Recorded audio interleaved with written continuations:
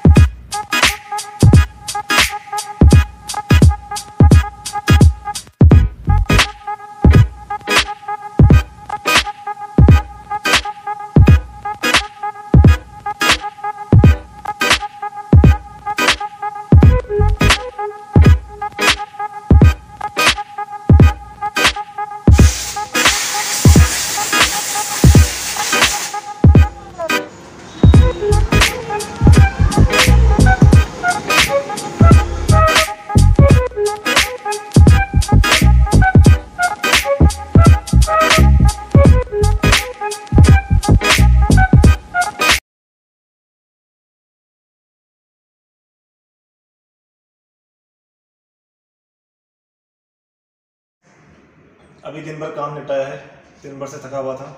जैसे ही ऑफिस आया सबसे पहले काम, और अब जाके मुझे फुर्सत मिली है। शाम हो गई है, घर जाने की तैयारी है। लेकिन जो आपसे वादा किया था वो मुझे आपको बताना है। आज मैंने सोच के रखा हुआ था कि सबसे पहले मैं शुरुआत करने वाला हूँ ऑनलाइन फ्रॉड। ऑनलाइन जो फ्रॉड हो रहे हैं ये बहुत ज़्यादा मात्रा में हो रहे हैं, और जिसमें हमारे आसपास ही बहुत सारे एग्जाम्पल देखने को मिलते हैं। मैं तो न्यूज़पेपर में अभी पढ़ रहा था, और हमारे यहाँ भी बैंक में कुछ कस्टमर्स के हुए थे, और काफ़ी उसमें मात्रा में ये चीज़ें हो रही हैं। उसमें अलग अलग रीज़न हो सकते हैं, मैं आपके साथ डिस्कस करूँगा। कहीं कहीं तो 30-40 लाख तक का लोगों को नुकसान हुआ है। तो मैं कुछ प्रैक्टिकली कुछ अलग नहीं बताऊँगा, वो सब जानकारी आप लोगों को अवेलेबल हो जाएगी कहीं भी गूगल पे, और कहीं भी आप दूसरे वीडियोस चेक कर सकते हैं। एक यहाँ पे रह के जो मैंने प्रैक्टिकली फील करा है कि आपको उससे कैसे बचना है, और क्या क्या चीज़ें जो होती हैं जिससे आपको नुकसान हो सकता है, वो चीज़ें मैं आपको बताऊंगा। सबसे पहले मैं शुरुआत करूंगा एटीएम से। एटीएम में आप देखिए, जो एटीएम कार्ड का जो नंबर होता है, वहाँ पे जो सारे नंबर होते हैं, तो कभी भी आप अगर ऑनलाइन भी उसको फीड करते हैं या कहीं और भी चीज़ें फीड करते हैं, तो वहाँ पे तो चलो इतना रिस्क नहीं होता है जब तक कि कोई थर्ड पार्टी इंस्टॉलेशन या कोई वायरस ना हो वहाँ पे। लेकिन आपको कभी कोई कॉल आता है और सडनली वो आपके इन नंबरों के लिए पूछ रहा है, तो कभी वो कॉल आपको बैंक से नहीं आएगा। आप इस चीज़ का हमेशा ध्यान रखिएगा। और कभी भी आपको ऐसा कुछ लगता है तो आप कहिए मैं बैंक में आके बात करूंगा, बैंक में आइए, वहाँ जाके बात करिए। वो नंबर के बाद सबसे इंपॉर्टेंट चीज़ एटीएम कार्ड में आपने देखा होगा कि जो पीछे जो 3 डिजिट होती हैं सीवीवी, ये जो कोड होता है, इस कोड को भी आपको किसी के साथ शेयर नहीं करना चाहिए। लोग चलो एटीएम कार्ड का नंबर तो आप कह सकते हैं पब्लिक हो सकता है, कुछ देर के लिए आपके दोस्तों के साथ हो सकता है, तो सीवीवी को आप कभी किसी के साथ शेयर नहीं करना चाहिए। वो भी आप जब भी आप ऑनलाइन पेमेंट करते हो या कुछ एप्लीकेशंस फॉर्म करते हो, तो उसमें भी वो हिडन फॉर्म में आता है। तो सीवीवी को भी कभी शेयर न करें। और अगर ये चीज़ बाई चांस शेयर हो गई, सपोज कभी आपके पास तो एक ओटीपी आता है, तो मोबाइल नंबर से आपका एटीएम कार्ड जुड़ा होता है, जो भी मोबाइल बैंकिंग एक्टिविटीज़ होती हैं, तो उस ओटीपी को कभी शेयर ना करें। चाहे कोई कितना इंसिस्ट करे आपको, लेकिन वो एक गलती आपके इतना बड़ा नुकसान कर सकती है जिसका आपको अंदाजा नहीं है, और जो काफ़ी लोग भुगत चुके हैं। और उसके बाद होता क्या है, आपको मैं एक सिंपल एग्जांपल देना चाहूँगा जो हमारे सामने ही हुआ है। एक 20 साल की लड़की थी, वो अपने मदर का खाता चला रही थी। उसके खाते में लगभग 1 लाख रुपए के आसपास रहे होंगे। एक फ़ोन कॉल उसे आता है, और फ़ोन कॉल में जिस हिसाब से वो बात करते हैं आप लोगों से, और फ़ोन कॉल के बाद वो एक एनी डेस्क ऐप इंस्टॉल कर लेती है। जैसे ही वो ऐप इंस्टॉल कर लेती है, तो एनी डेस्क जो ऐप होती है वो इंस्टॉल करते ही सारा कंट्रोल उनके हाथ में आ जाता है, जो भी ये फ्रॉड कॉल करते हैं। और सारा का सारा पैसा उसका गायब हो गया था। वो बैंक में आते हैं, हमारे पास आते हैं, तो उसमें भी हम भी ये सजेस्ट करते हैं कि आप एफआईआर लिखवाइए, लेकिन उसमें भी इतना ईजी नहीं होता है, और पुलिस के लिए भी इतना ईजी नहीं होता है डिटेक्ट करना, क्योंकि अलग अलग उसके रीज़न होते हैं, लोकेशंस होती हैं, तो वो उसके लिए एक वो साइबर क्राइम में आता है, तो बहुत कम चांसेस रहते हैं वहाँ पे आपकी क्षतिपूर्ति हो सके। तो वो एक गलती जो थी वो एक फ़ोन कॉल का रिस्पॉन्ड करना और एनी डेस्क सॉफ्टवेयर इंस्टॉल करना, तो इन चीज़ों का भी ध्यान रखना चाहिए। आप देख सकते हैं कि जैसे मैं आपको बता सकता हूँ कि कभी कभी आपको कोई कॉल आती है, सपोज़ किसी मोबाइल नेटवर्क से बात कर रहा हूँ, यहाँ से बात कर रहा हूँ, आप 1-to-1 पे कॉल करिए, आपका सिम कार्ड बंद होने वाला है।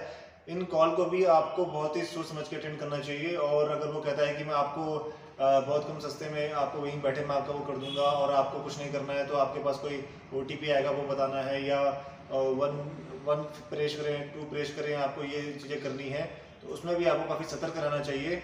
काफ़ी लोग कहते हैं कि हमने तो अपना ATM का नंबर नहीं बताया, ये चीज़ें नहीं बताई, लेकिन जो वो सस्पिशियस कॉल आते हैं काफ़ी टाइम तो आपको ट्रू कॉलर में स्पैम रिपोर्ट्स में भी शो कर देगा।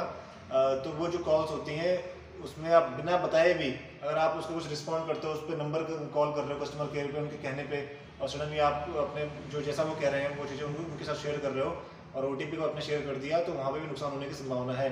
तो उसके लिए आपको एक अलर्ट रहना पड़ेगा। इसके अलावा आप देखिए कि OLX पे कितने फ्रॉड होते हैं। मेरा एक दोस्त था और उसके साथ ही उसने एक ऐड डाला था, तो ऐड डाला, जैसे उसने ऐड डाला वैसे ही उसको एक कॉल आ गई जो उसने गाड़ी का ऐड डाला था कि ये चीज़ ये मुझे परचेज करनी है, आप किसी और को सेल आउट मत करना। तो उसने उसको थोड़ा कॉन्फिडेंस में ले लिया, यहाँ तक कि वो उसको कॉन्फिडेंस हो गया, चलो ठीक है अब मुझे इतना अच्छा रेट मिल रहा है, थोड़ा लालच में आ गया। और जब लालच में आ गया तो वो गाड़ी बेचने वाला था। तो उसके बाद सडनली उसने उसको कुछ लिंक भेजा गूगल पे में, और वो लिंक जब उसको भेजा तो उसको थोड़ा सस्पिशियस लगा।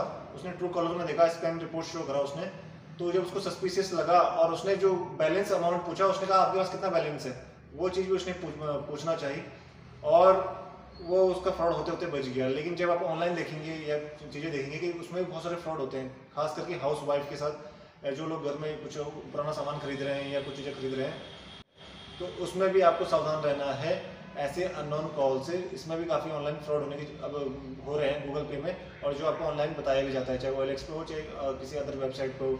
आपके पास मोबाइल है, उसमें आप थर्ड पार्टी ऐप इंस्टॉल करते हैं, बहुत सारी चीज़ें इंस्टॉल करते हैं, उसमें कभी वायरस आ सकता है, तो कभी भी आपके ऑनलाइन फ्रॉड की आशंका हो सकती है।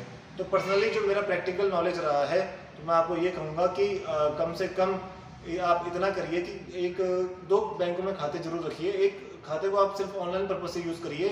ATM में अधिकतम पैसे रखने की क्या आवश्यकता है, आप 30,000 40,000 समथिंग रखिए।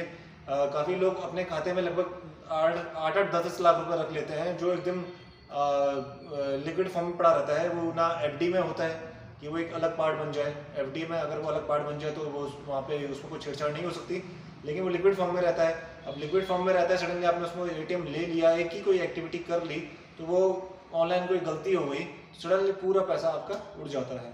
तो एक खाता आप पर्टिकुलर अलग रखिए ऑनलाइन, जो आप अपना इसमें ATM, गूगल पे, फ़ोन पे या आप यूज़ करते रहें, और एक खाता जहाँ पे आपका सिर्फ कैश डिपॉजिट, चेक या अदर एक्टिविटी आप कर सकते हैं।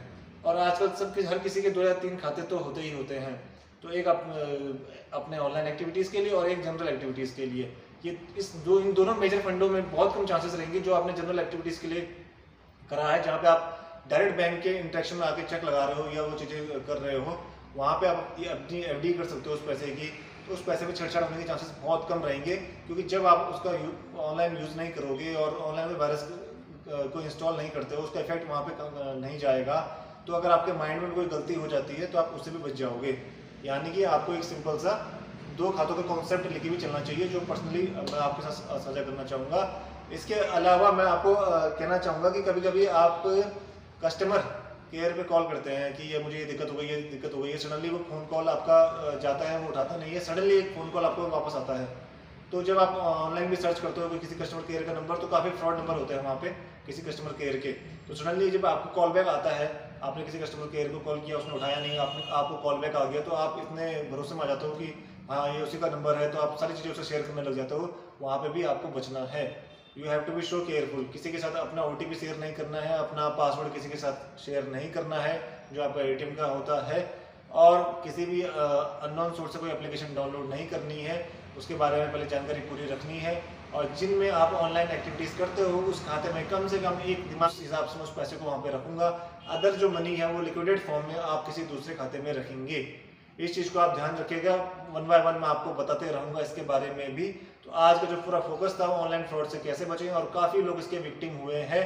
और दुख की बात तो ये होती है कि इसमें कितने भी कस्टमर दौड़ भाग कर ले, बहुत कम चांसेस होते हैं रिकवरी के, और काफ़ी लोग इसके विक्टिम्स होते जा रहे हैं। और हमने काफ़ी खुद देखे हैं उसमें, चाह के भी बैंक वाले भी हों, चाहे वो